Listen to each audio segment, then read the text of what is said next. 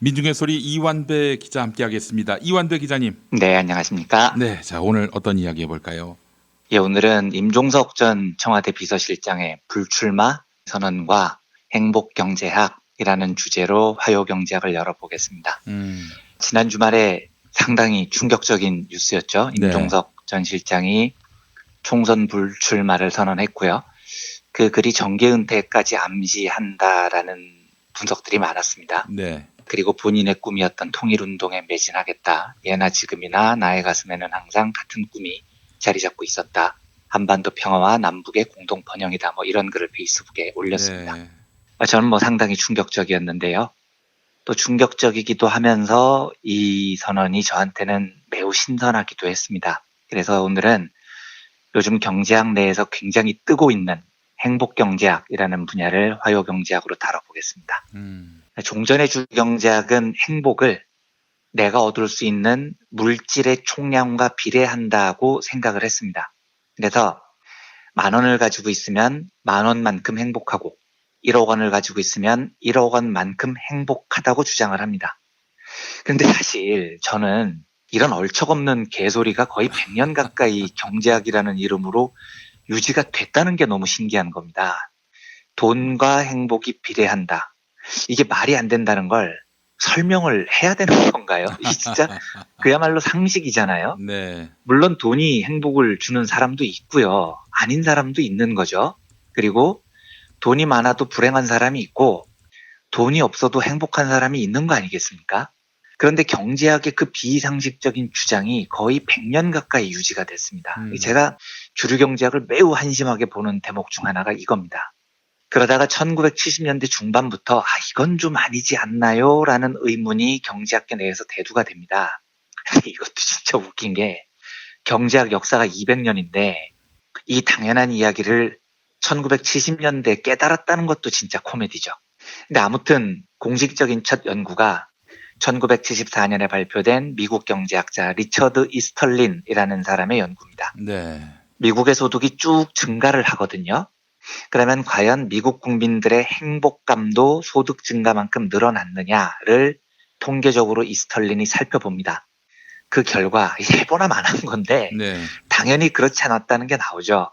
통계를 보면 1940년대부터 50년대 후반까지 소득이 쭉 늘어나면서 행복도도 비슷하게 증가를 해요. 그러니까 이까지는 돈과 행복이 비례한다는 주류 경제학의 견해가 맞는데 1960년대부터 70년대까지는 역시 소득이 쭉 늘었는데 행복이 오히려 감소합니다.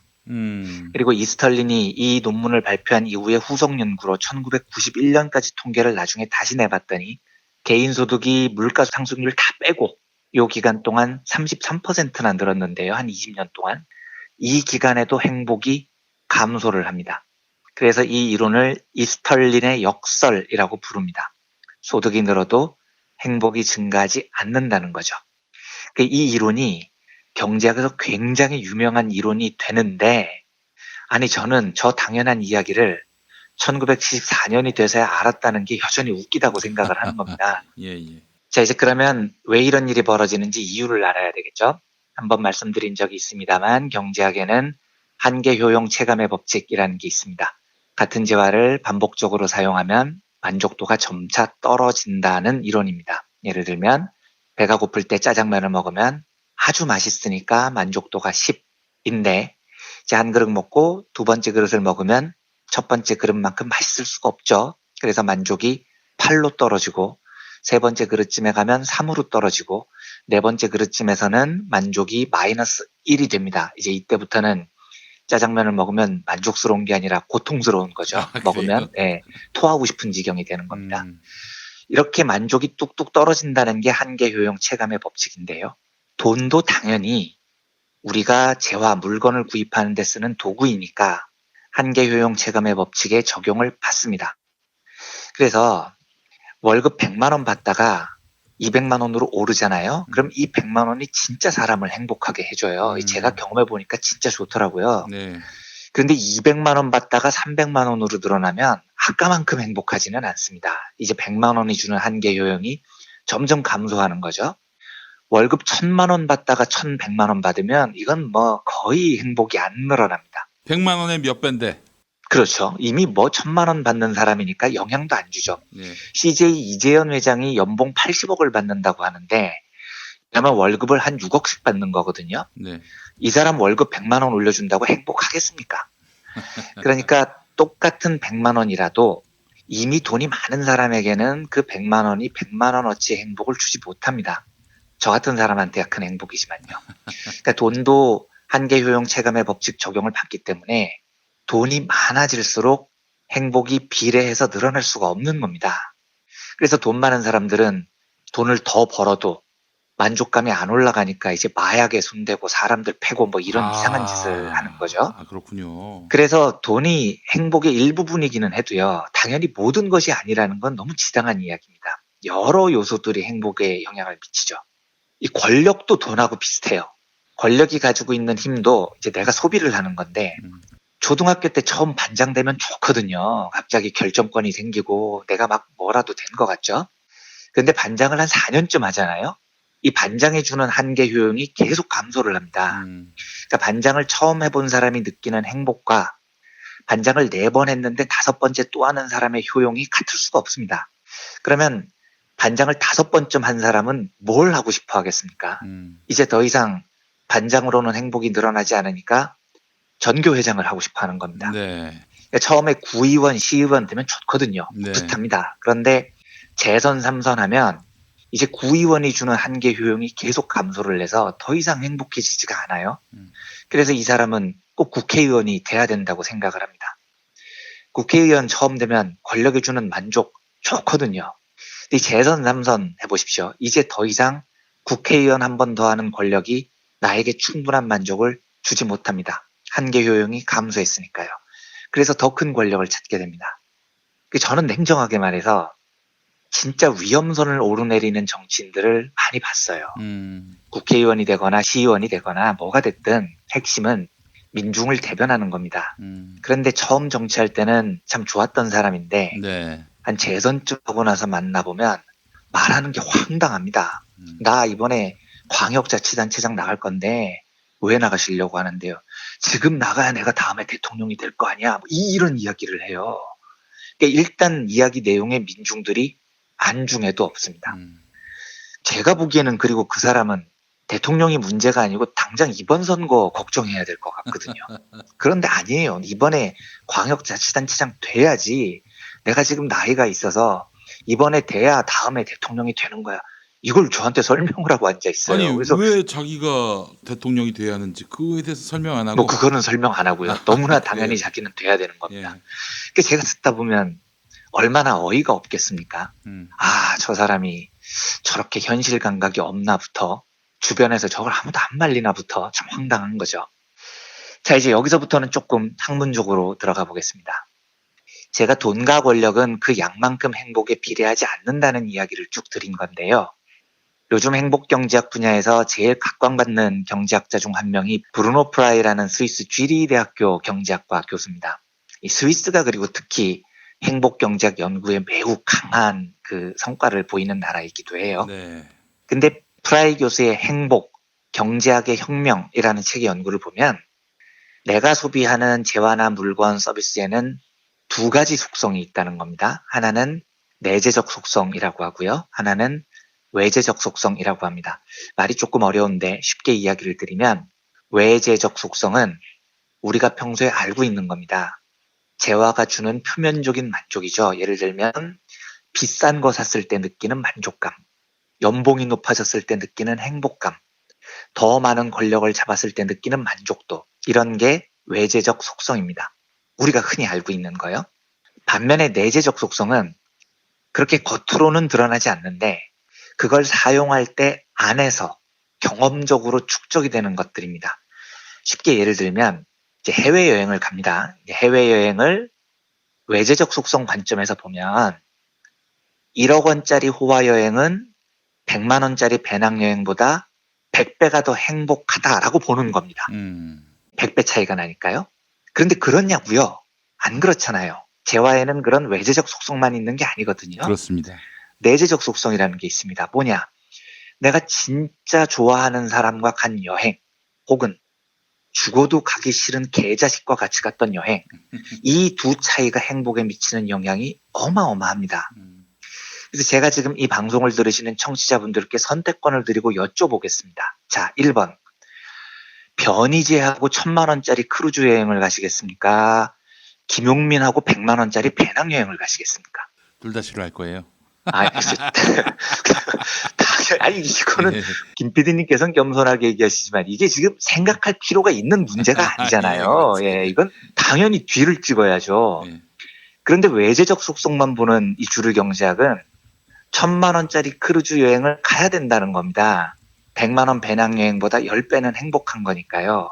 하지만 여행이라는 상품에는 내재적 속성이라는 게 있다고요. 김용민과 함께 가는 유대감이라는 내재적 속성은 변희재와 1,000만 원짜리 가는 것을 압도할 정도로 큰 만족을 주는 겁니다. 그러니까 내재적 속성이란 돈, 권력, 명예, 지위 이런 게 아니고요. 유대, 우정, 자율성, 참여 이런 거와 관련된 속성입니다. 그런데 그동안 기존 경제학이 왜 뻘짓을 해왔냐면 이 내재적 속성을 측정할 생각을 못했던 겁니다. 자, 그런데 여기서 중요한 게 있습니다. 프라이 교수는 사람이 더 행복해지기 위해서는 재화의 외재적 속성보다도 내재적 속성에 훨씬 더 집중하는 게 유리하다고 말을 합니다. 그러니까 돈, 권력, 명예, 지위 이런 것보다 유대, 친구, 우정, 사랑 이런 거가 훨씬 더 행복에 많이 기여를 한다는 겁니다. 왜냐하면 보십시오. 제가 아까 외재적 속성이 있는 재화는 한계 효용이 체감한다는 특징이 있다고 말씀을 드렸죠. 네. 그러니까 돈과 권력은 많아질수록 그게 주는 만족이 계속 감소를 합니다. 그런데 내재적 속성이 강한 재화들은 한계 효용이 거의 체감하지 않아요. 오히려 사용할수록 효용이 높아지는 경향까지 있습니다. 예를 들면 우정이 대표적인 거죠. 좋아하는 친구들이랑 여행을 갑니다. 이게 반복되면 싫어지나요? 아니잖아요. 우정이 더 깊어지고 더 함께 하고 싶죠. 그래서 나이가 들면 친구들밖에 안 남는 겁니다. 우정은 지겨워지지 않습니다. 한계 효용이 체감하지 않고 오히려 시간이 지날수록 깊어지죠. 동지들과 함께하는 유대감, 그러니까 동지애 이런 것도 마찬가지입니다. 이건 하면 할수록 깊어지고 행복해집니다. 처음에는 그냥 믿음직했다가 나중에는 이 동지애가 깊어져서 상대를 위해서 목숨을 바치는 일까지 벌어지죠.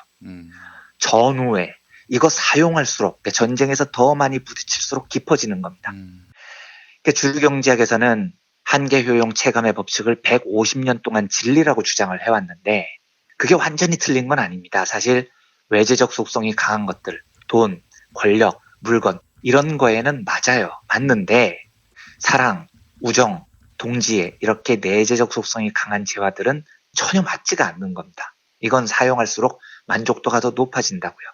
그래서 프라이 교수는 행복을 위해서라면 외재적 속성이 강한 재화가 아니라 내재적 속성이 강한 재화에 더 집중을 해야 된다고 말하는 겁니다. 할수록 커지니까요. 그 이완배 기자님 뭐 여담인데 그 섹스는 외재적 속성입니까? 내재적 속성입니까? 이거 진짜 생각을 해본 적이 없는데요. 큰일 났다. 이거 진짜 좀 고민을 해봐야 되겠습니다. 네. 아니 뭐 내재적 속성인 사람도 있던데 네. 이게 뭐 사실 그렇지 않은 외재적 네. 속성으로 이해하는 사람들도 적지 않더군요. 그러게요. 예, 두 가지 성격이 다 있어 보이는데, 이거는 굉장히 참신한 문제 제기여서, 글쎄 말이야. 제가 한 이틀 동안 고민을 해보고, 목요일쯤에 예. 고민이 완성되면, 혹은 예. 한계 효용 체감 법칙에 굉장히 뛰어난 경험이 있는 경제학자께 여쭤보고 제가 말씀을 드리겠습니다. 그렇네. 이게 애매하네요. 예. 사랑과 예. 내재적 속성, 외재적 다 있어 아니, 보이기는 합니다. 좀 뭐 고민스럽습니다. 사랑이라고 볼 수도 있겠지만은 네. 또 육체적 쾌락이라고 보면 예. 할수록 조금 지겨워지는 면도 그렇죠. 있으니까요. 예. 네. 참 역시 경제학은 어렵습니다. 그렇죠? 예. 아무튼 이제 저는 정치를 잘 몰라서 지금부터 드리는 이야기는 정치 지형에 대한 이야기가 절대 아니라는 점을 먼저 말씀드립니다. 예를 들면 유시민 이사장 같은 사람이요. 대선에 절대 출마하지 않겠다고 반복적으로 공언을 했는데 또 주변에서는 결국 출마하게 될 것이다라고 예측도 하는 것 같아요. 네. 저는 어떻게 될지 예측을 못하겠습니다만 한 가지 확신하는 건 유시민 이사장은 정치를 정말 하고 싶어 하지 않는 것 같기는 해요. 왜냐하면 이건 제 짐작인데 유시민 이사장 같은 부류의 사람들은 정치적 권력, 이 대표적으로 외제적 속성이 강한 재화거든요. 네. 이 재화가 주는 한계 효용이 제가 보기에는 거의 마이너스에 이른 것 같습니다. 그러니까 제가 짜장면 먹다 보면 처음에는 만족이 10이었다가 7, 3 이렇게 떨어지는데 3쯤만 돼도 어쨌든 먹으면 만족이 생기는 겁니다. 그런데 효용이 마이너스 1까지 떨어지면 이제 짜장면을 먹으면 토하는 지경까지 이른 거죠. 그렇죠. 이러면 만족이 아니라 고통이 생기는 겁니다. 근데 유시민 이사장이 저렇게 반복해서 정치를 안 하겠다고 공언하는 모습을 보면 제 느낌이지만 유 이사장에게는 정치 권력이라는 외제적 속성이 강한 재화가 주는 만족이 이제 거의 0 혹은 마이너스까지 온 겁니다. 그러니까 정치를 하면 고통스러운 지경까지 온 거죠. 임종석 실장은 어떤지 제가 잘 알 수 없지만 그 글을 보고 느껴지는 게 있습니다. 이분은 평생 꿈이었던 통일운동을 하겠다고 하죠. 이 정도면 국회의원이 주는 만족이 거의 0에 가깝게 떨어졌을 확률이 높습니다. 그런데 보통 이 정도 되면 사람들은 국회의원은 이제 더 이상 만족을 주지 못하므로 대통령이 돼야 돼. 뭐 이제 이런 지경에 이르는 겁니다. 보통요. 그런데 사실 사람의 행복을 위해서 필요한 건 프라이 교수의 이야기처럼 그쯤에서 내재적 속성에 눈을 돌려야 됩니다. 근데 임종석 실장은 거기에 눈을 돌린 것 같아요. 통일운동. 내가 원래 있던 자리, 동지들과 함께 이런 거죠. 네. 그러니까 국가적으로는 어떨지 모르겠는데 저는 개인적으로는 임종석 실장이 앞으로 매우 행복할 거라고 생각합니다. 왜냐하면 정치 권력에서는 자꾸 높아지지 않으면 만족이 유지가 안 되거든요. 쓸수록 만족이 떨어집니다. 하지만 시민운동으로 넘어와서 동지들과 함께 하고 싶은 일을 하면 이건 할수록 만족이 높아져요. 정말 사람을 행복하게 합니다. 오해는 하지 말아주셨으면 하는 게 저는 임종석 실장 같은 정치인들이 매우 뛰어나다고 생각을 해서 정치를 더 했으면 하고 바라는 쪽입니다만 개인의 행복면에서 보면 참 예쁜 선택을 하셨다는 생각이 들더라고요. 그리고 사실 이게 참 정치의 딜레마 같은 건데요. 사실 정치는 이런 사람들이 하는 게 좋습니다. 그러니까 정치를 하기 싫어하는 사람들이 정치를 훨씬 더 잘해요. 왜냐하면 이런 사람들은 민중의 행복이 뭔지 본능적으로 압니다. 권력이 주는 행복보다 민중의 행복이 더 체득됐기 때문에 정치가 싫은 사람들이거든요. 반면에 내가 아니면은 누가 이걸 하겠어. 내가 해야 돼. 라고 주장하는 권력주의적인 정치인들은 사실 제 경험상 민중의 마음을 잘 몰라요. 자기 만족 때문에 정치를 하기 때문입니다. 그래서 제 경험상 정치하기 싫어요. 나 안 할래요. 이런 사람들이 훨씬 민중들의 마음을 잘 대변하는 뛰어난 정치인의 자질을 갖춘 경우가 많습니다. 네. 묘한 모순이죠. 네. 아무튼 저는 그래서 통일운동을 하겠다는 임 실장의 꿈을 보고 이 사람이 참 좋은 정치적인 성품을 가졌구나. 사람의 행복이 뭔지 본능적으로 아는구나 이런 생각이 들었습니다. 개인적으로는 좋은 정치인이 한 발 물러서는 거여서 사실 좀 안타깝죠. 유권자로서는요. 그런데 어쨌든 동지들과 함께하는 그 통일운동의 현장은 임종석 실장을 굉장히 행복하게 할 겁니다. 부디 앞으로 어떤 일을 하시건 민중들의 축복이 가득하기를 진심으로 기원하면서 오늘 행복경제학에 대한 브리핑을 마치겠습니다. 네, 민중의 소리 이완배 기자 수고 많이 하셨습니다. 네, 감사합니다.